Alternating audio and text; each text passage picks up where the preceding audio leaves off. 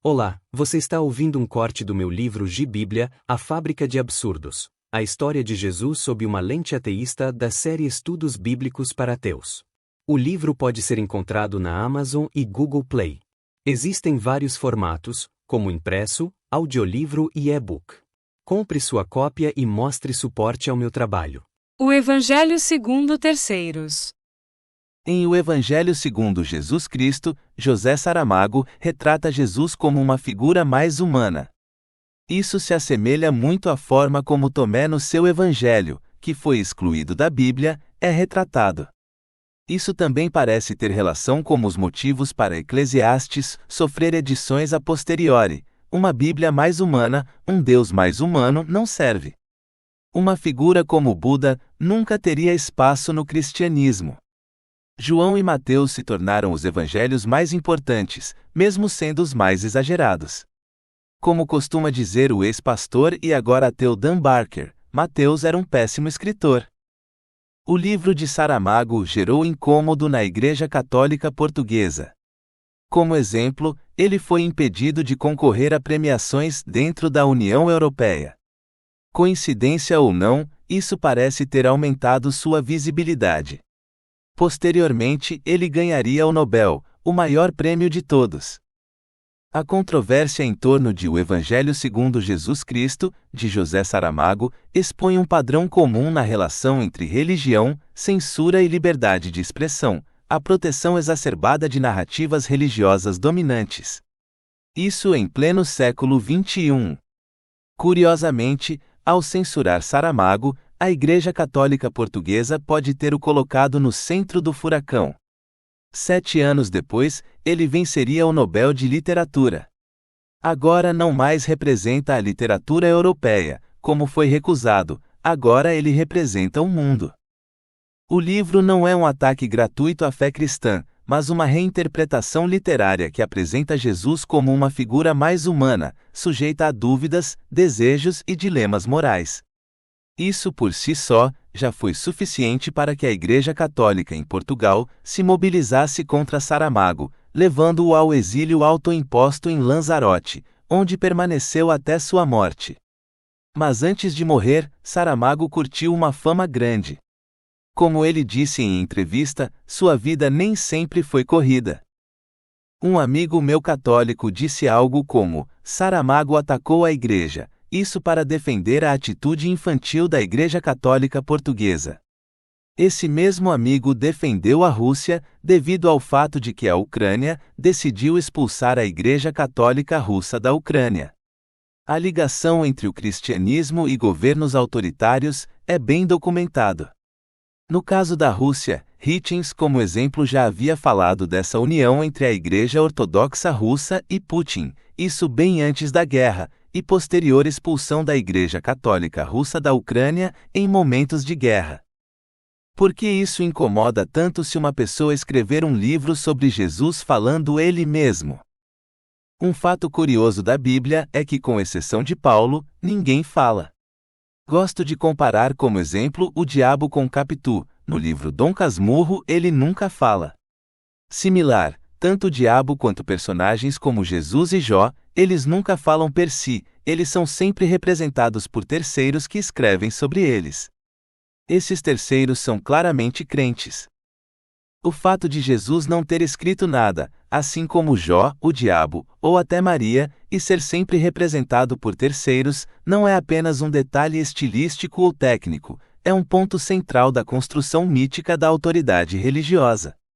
Em termos narrativos e teológicos, essa ausência de voz própria é funcional, ela permite que o personagem seja moldado conforme os interesses e necessidades doutrinárias de quem escreve. Assim como Capitu, o diabo e Jesus, tornam-se espaços de projeção ideológica, mais do que personagens autônomos. Temos os exemplos de Tomé e Maria. Tomé virou apenas o cético, e Maria a prostituta arrependida nos pés de Jesus. 1. Tomé, o herege domesticado. Tomé é provavelmente a figura mais injustiçada do Novo Testamento, ao lado de Maria Madalena. No Evangelho de Tomé, texto gnóstico excluído do cânone, ele aparece como alguém próximo de Jesus, que busca compreender com profundidade. Esse evangelho é composto por ditos atribuídos a Jesus, muitos dos quais com tom filosófico e sem foco em milagres ou ressurreição. Jesus ali não morre por nossos pecados, ele ensina. Isso se aproxima muito do budismo.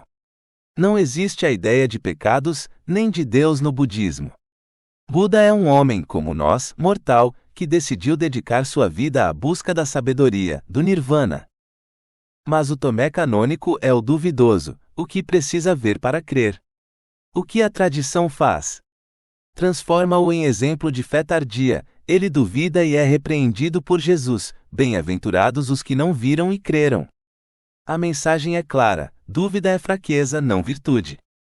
Uma parte que vale atenção é que no livro de Jó, Deus fica do lado de Jó, não dos crentes. Diferente do que os crentes geralmente espalham, Deus no final defende Jó. Isso abre espaço para algo que Voltaire, filósofo, historiador e pensador do iluminismo francês do século XVIII, depois ia encapsular bem: aquele que consegue te fazer acreditar em absurdos, te faz cometer atrocidades. A história está cheia disso, horrores cometidos pelos cristãos como queimar mulheres vivas por bruxaria. Voltaire, como exemplo, questionou e ridicularizou a ideia entre os cristãos de que animais não sentiam dor. Isso era para explicar por que animais sofrem se eles nunca pecaram. Mas o que a tradição não diz, Tomé é o único que exige evidência empírica. Isso deveria ser motivo de admiração, especialmente em uma cultura científica. Eu sempre admirei Tomé, mesmo antes de saber que ele tinha seu próprio evangelho, sua própria história. Mas para a fé dogmática, Tomé precisa ser corrigido, não imitado. Tomé representa um risco para aqueles que precisam de seguidores. Maria Madalena, da apóstola ao estigma da prostituta. Maria Madalena é outro caso clássico de desautorização simbólica por redução moral. Os evangelhos a mostram como a primeira testemunha da ressurreição. Em algumas tradições gnósticas, ela é retratada como a discípula preferida de Jesus, talvez até mais próxima que os apóstolos homens, o que, claro, é uma ameaça ao patriarcado da Igreja. O que a Igreja fez? Confundiu Madalena com a pecadora que unge os pés de Jesus, Lucas 7, transformando-a na prostituta arrependida, um estereótipo que sobreviveu até o século XX. Só em 2016 o Vaticano reabilitou Madalena como apóstola dos apóstolos, um reconhecimento tardio e conveniente. Essa reconfiguração de Maria Madalena é essencial para manter as mulheres como receptoras da graça, e não portadoras da verdade. A prostituta perdoada é aceitável. A filósofa discípula? Inaceitável. Lembremos que Hipátia, filósofa, matemática, astrônoma, foi morta por cristãos como bruxa. Ela era uma das maiores cientistas dos seus tempos.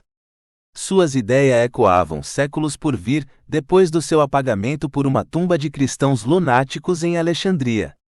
Com Hipátia, morreu também uma tradição de pensamento livre que levaria séculos para ser redescoberta. E mesmo depois ainda haveria resistência. Giordano Bruno seria queimado, Galileu humilhado, e até Darwin enfrentaria os fantasmas da fogueira em forma de escárnio público. Ainda enfrentamos isso, resistência com teoria da evolução e educação sexual. Escola sem partido nasceu disso. A ideia de ideologia de gênero e homeschooling também nasceram disso, medo do conhecimento livre de amarras cristãs.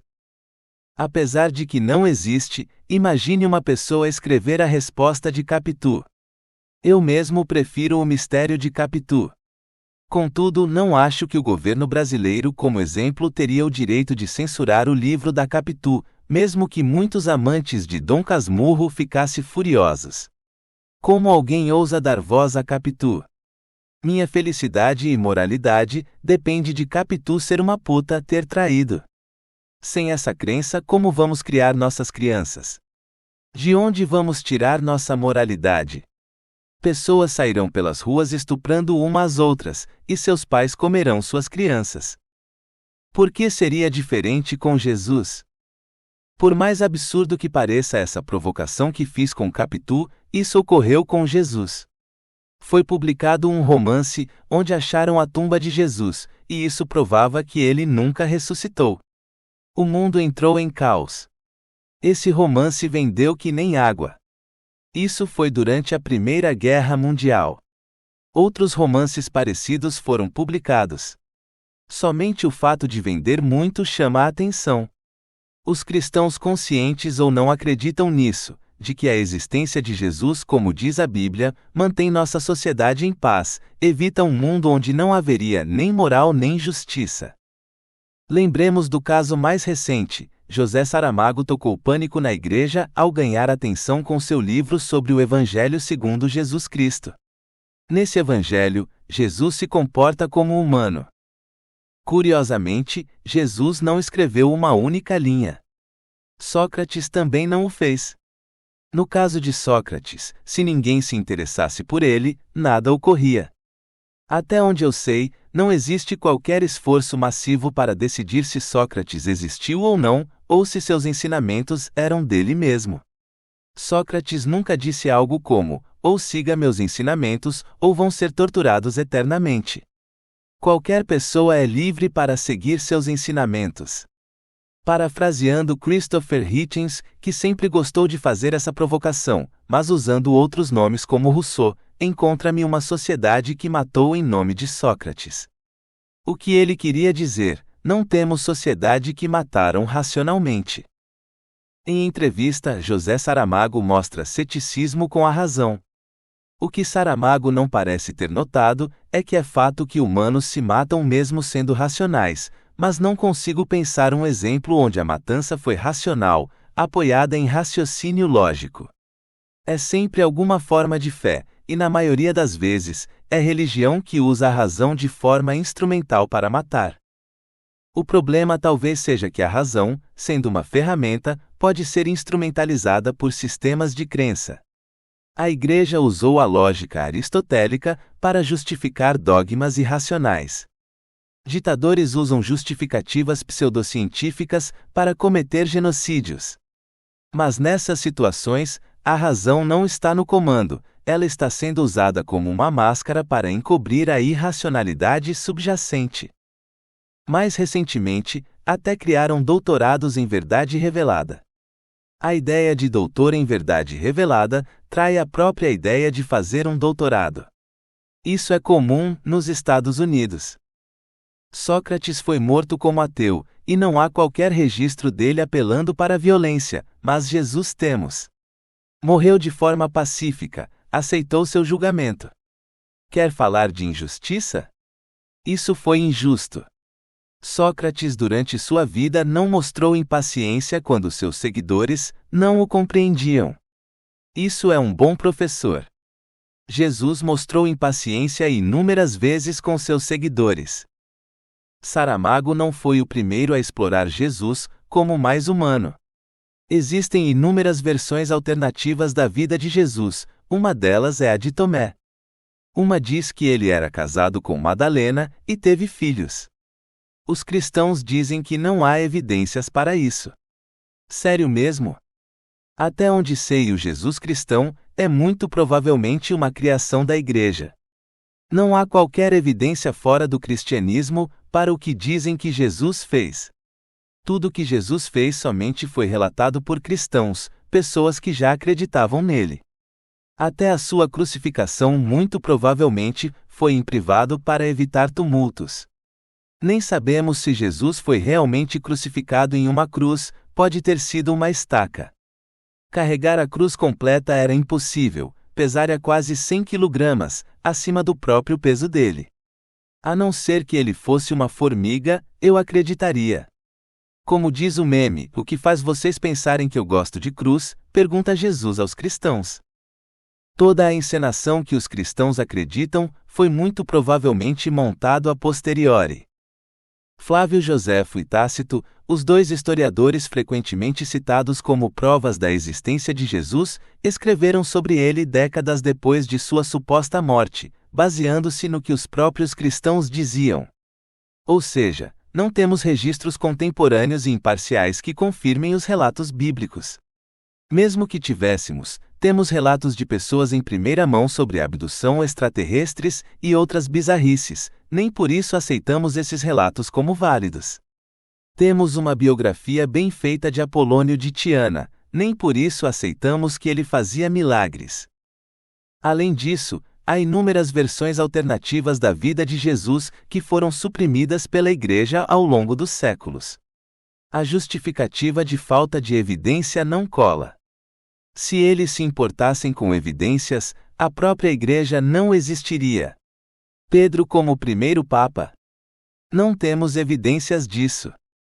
O Evangelho de Tomé, o Evangelho de Filipe e outros textos gnósticos apresentam um Jesus bem diferente do que a tradição cristã consolidou. Há também a tradição do Jesus casado em escritos apócrifos e na própria cultura popular, reforçada por achados como o chamado Evangelho da esposa de Jesus, embora sua autenticidade seja debatida. Já notou como o cristianismo sempre busca o absurdo? Ela achou que era o jardineiro, João 8:11 da noite menos 18. Talvez realmente fosse o jardineiro. Então dizem, ela chorava, por isso não o reconheceu. Bem, suponha que alguém diga que seu pai morreu. Você o encontra e começa a chorar. Note a cadeia de eventos. No caso do suposto engano de Madalena, ela estava chorando antes do evento. Entre aceitar o mais provável, era o jardineiro, e criar toda uma conversa fiada, eles escolhem a conversa fiada. Outra versão é que Jesus é uma criação baseada em fatos reais. Segundo essa versão, foram crucificados 16 pessoas que se diziam o Messias. O número 17 seria o Jesus que conhecemos, uma criação usando essas histórias reais. Curiosamente, 2 deles foram crucificados em territórios budistas, Nepal e Índia. Isso sugere que a relação entre Jesus e Buda como figura pode ter existido. Muito daquilo que é admirável nos ensinamentos de Jesus já havia sido dito por Buda séculos antes. Bertrand Russell em Por que não sou cristão? Quando comparamos o Evangelho de Marco, podemos traçar uma similaridade com Buda. Rousseau mesmo disse, muito do que Jesus diz foi dito por Buda muito antes. O Sermão da Montanha tem paralelos claros com ensinamentos budistas sobre humildade, desapego e compaixão. O próprio conceito de um mestre espiritual, que rejeita os bens materiais, ensina em parábolas e prega o amor ao próximo, não era exclusivo do judaísmo da época. Apolônio de Tiana viveu no mesmo tempo que Jesus. E segundo seu biógrafo Filóstrato, que escreveu a vida de Apolônio de Tiana, encomendado pela imperatriz Júlia Domina no século III, ele realizou milagres comparáveis aos de Jesus. Curou doentes. Ressuscitou uma jovem morta. Expulsou demônios. Confrontou autoridades. Foi perseguido. E, em algumas versões da sua lenda, ascendeu aos céus. Ou seja, figuras como Jesus não era incomum, e menos ainda o ensinamento que associam a ele. Isso levanta a questão: poderia o cristianismo primitivo ter sido influenciado pelo pensamento budista? Há quem defenda que a chamada infância perdida de Jesus, os anos entre os 12 e os 30, sobre os quais os evangelhos nada dizem, poderia ter sido vivida em contato com tradições orientais. Essa teoria é especulativa, mas não impossível. Sempre lembrando, tudo no cristianismo é especulativo. Especulativo é aquilo que não conseguimos confirmar com evidências. Nada no cristianismo pode ser provado. Mesmo hoje, estamos achando textos bíblicos perdidos, alguns escondidos.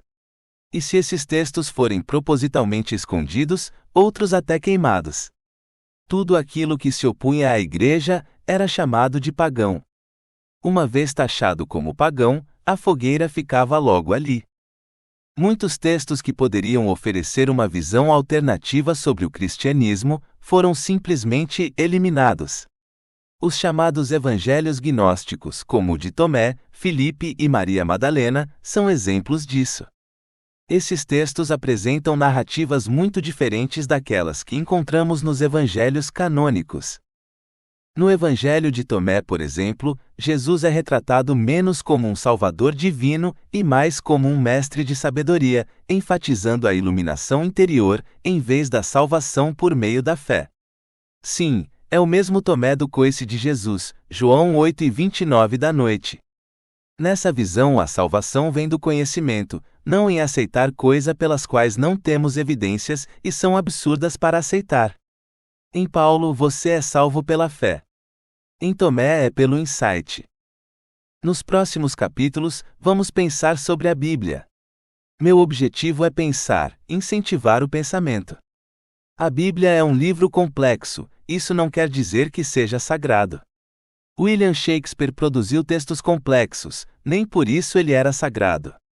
É possível reconhecer a Bíblia como texto literário, sem dar a ela esse tom de divino. E é esse desafio que lanço nesse livro, especialmente nos próximos capítulos. Nos próximos capítulos, vou usar uma técnica inspirada pela minha formação. Sou engenheiro com doutorado focado em simulação computacional.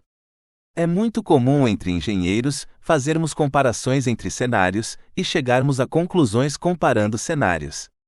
Até pouco tempo, isso era limitado a números. Com o avanço da inteligência artificial, dos modelos de linguagem, podemos fazer o mesmo com textos. O trabalho feito com números quando comparamos cenários era feito também manualmente. Até pouco tempo, uma pessoa precisaria gastar uma vida toda estudando os textos bíblicos para criar os capítulos que criei. O que fiz foi usar minha criatividade e imaginação e deixar a IA fazer o resto. E a IA fez o resto. Usei a IA como se estivesse falando com pessoas que entendem de Bíblia e colocando os cenários que gostaria de considerar. Sei que existe muita resistência com o uso da IA em textos. Vou dar um exemplo. Durante muito tempo, o uso de simulação computacional era restrito a matemáticos. Hoje mesmo médicos e biólogos podem criar modelos sem saberem nada de matemática. Muitos softwares disponibilizam como exemplo modelos que podem ser criados com caixinhas, como criancinhas criam figuras com Legos. Isso foi uma revolução. Um matemático pode até tentar ridicularizar um biólogo que trabalha com matemática usando software, contudo, ele estará se comportando como criancinha. Vemos o mesmo com os modelos de linguagens. Pessoas fora dos estudos bíblicos podem aprender, sem precisarem dos anos de treinamento que seria necessário. Estou explorando isso. Pensemos assim. Cada evangelho é um ponto. Então, a igreja juntou um ponto e formou o Jesus que todos conhecem. Mas e se juntarmos pontos diferentes? Pessoas juntam estrelas e formam imagens como ursos, e se juntarmos pontos diferentes?